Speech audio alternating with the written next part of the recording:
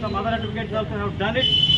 And when our friend, our advocate friend is in any need, it is our prime responsibility to come forward to help him is very much essential. One thing. Second thing is being advocates. Now we are facing a lot of problems. So our dignity, honor, and the protection of the advocate is very, very much essential. For that purpose, collectively, elections may come and elections may go. But the elected body to be done a lot for the protection of the advocates. Because when I contested as an MP candidate from the BSP in the 2009, I am the first person in India raised the voice for the Advocates Protection Act in our bar station in Visakhapatnam. Since then, in India, everywhere people are, advocates are raising the voice for the Advocates Protection Act, because unless we are protected, we cannot do anything to the others. So advocates to be protected first.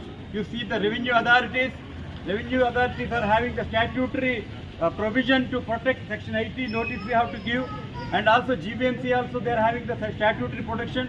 Likewise, every government employee, if you ask anything to the government employee rudely, this is the contempt of lawful authority of a public servant as per the IPC. What the provision the advocate is having for his protection?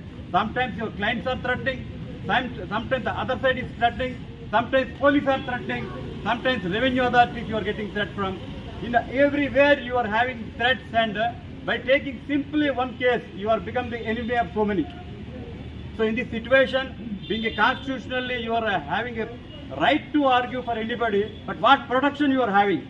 So I strongly appeal Arun Kumar Garu and all the Bar Council members of AP and India also, and all the Bar Association of India, we must have Advocates Protection Act, and before arresting advocate or before taking any action against advocate, they should take the consent of the Bar Association. That resolution should be passed. Unless and until we are not protected, we genuinely, strongly and confidently, we cannot do justice. This is a pathetic situation. Unless if we not raise voice now, then it will be more threatening to us, because nowadays there are several laws also coming against advocates to question. So in this situation, is 2023, we are welcoming 2023 with a very optimistic view, because we feel that the act will be protected and advocates will be protected, and for the advocates' financial welfare also, especially for junior advocates and seniors also, suddenly if they require some amount, where they go, who will give money to them? For that also we have plans.